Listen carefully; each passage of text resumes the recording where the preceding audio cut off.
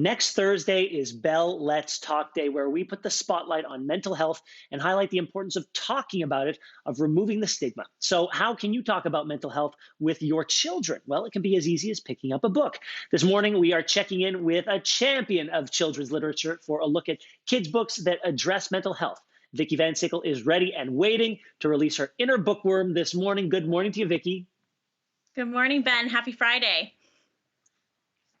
Happy Friday to you. All right, let's start with picture books. You've got five Sure. of them, starting with Why Are You So Quiet? So, this is a really lovely ode to introverts. And for kids who are a little quiet or introverted, it can be hard to be in an extroverted situation. So, this really explains what it feels like for them and also encourages kids to sort of listen more, be in touch with each other and their own feelings in a really gentle and accessible way.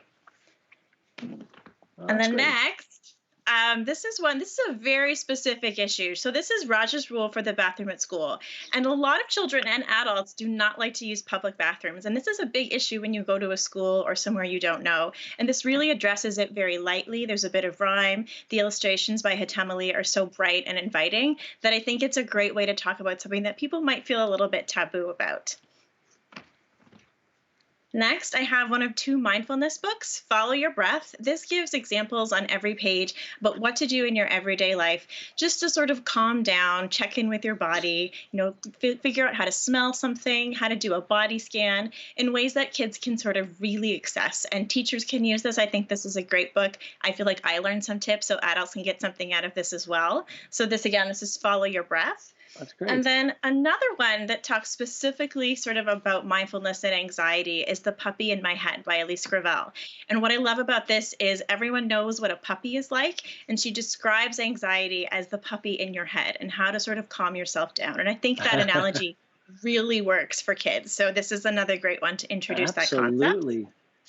And the Uh, last one is an yeah. older book. It's a little more sophisticated. It's a longer book, and it's called The Pink Umbrella. And it deals really subtly with depression and how your community and your friends can really help you. And you should lean in on them when you need a little bit of help on those dark days. So this is another beautiful one. It has kind of a vintage Disney feel, which really sets it apart. But you can use this with older children as well, even though it is a picture book. Uh, I think they're all really important and also fun books. All right, let's move on with two chapter books. This one had me at the title Megabat, mega Yes, popular with a lot of young readers. And you've this also got a is book that specifically tackles COVID.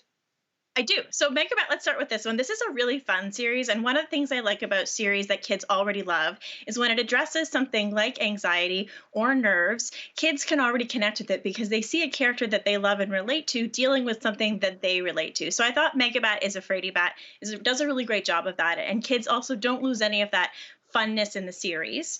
And then the other book that's about COVID, I thought this was really fantastic. This is called What Kids Did. And this is stories of kindness and invention in the time of COVID-19. So it's very timely. And it combines things like local good news initiatives, artistic things, inventions, and things that went international. There's lots of Canadian content in this, but it also looks internationally at the things that kids have done.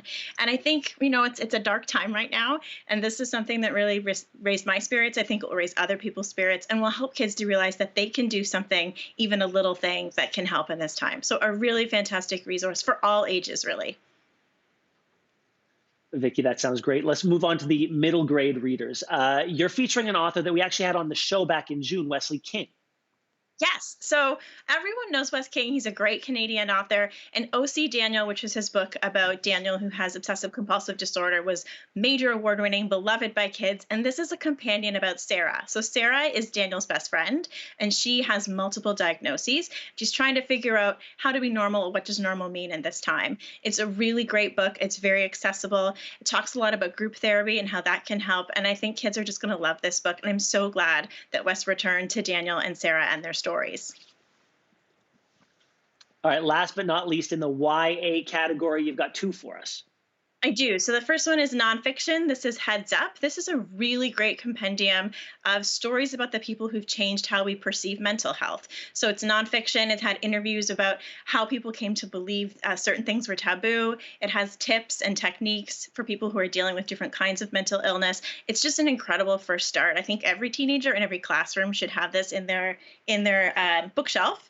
And then the last one is fiction. This is Everything Beautiful Is Not Ruined. What I like about this book is that it talks about how to deal with a family member that has mental health issues. So it might not be you that's dealing with it most immediately, but you might be living with someone. And it's very sensitively done. This won a major Kids' Choice Award, so we know that kids have loved it as well. And I think if maybe nonfiction isn't the way for you, you'd like to get into a story and talk about issues from a fictional perspective, Everything Beautiful Is Not Ruined is a really great choice.